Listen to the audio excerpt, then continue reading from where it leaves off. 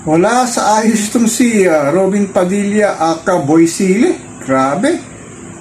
Hindi pa niya sinasagot ang summons ng Ombudsman ni Ombudsman Boying Remulla at wala rin itong binigay na counter affidavit laban sa kanyang kasong kakaharapin na obstruction of justice na makikita sa video ng Senado noong itinakas niya o kasama niyang umalis ng Senado itong si Senator Bato de la Rosa.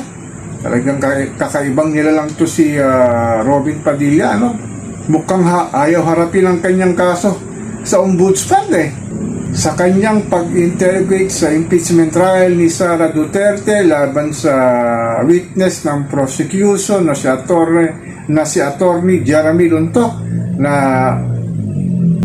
inayag niya o national television ang mga kaso ni Attorney Luntok at inisa-isa pa to ang national television at sabing bakit hindi hinaharap ni Attorney Luntok ang kanyang mga kinakaharapan na kaso.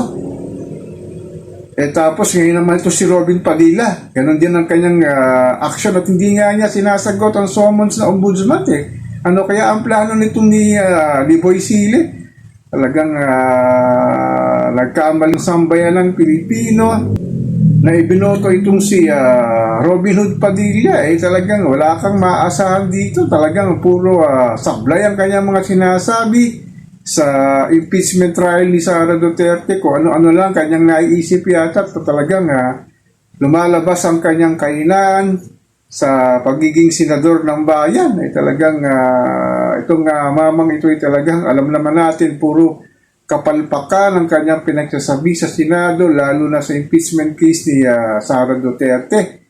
Sana naman Mr. Padilla, harapin mo ang kinakasangkutan mo ang kaso sa ombudsman, sagutin mo ng maayos o magpail ka ng counter affidavit laban sa summons na ipinadala sa iyo ni Ombudsman Jesus Crispin Remulla para sa sinasabi obstruction of justice na iyong kakaharapin. Talagang baka magugulat na lang tayo sa susunod na araw o linggo. Talagang ilalabas na naman ang warrant of arrest laban sa isang senador na ito na katulad ni Robin Padilla.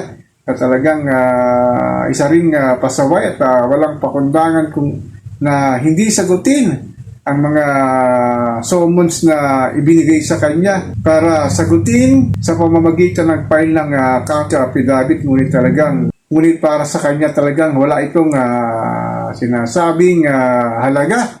Dapat naman sa ating nangyayari dito sa ating mahal na inang bayan, no one is above the law or otherwise none at all. Mr. Robin Hood Padilla, sagutin mo ang mga paratang na sinasabi laban sa iyo.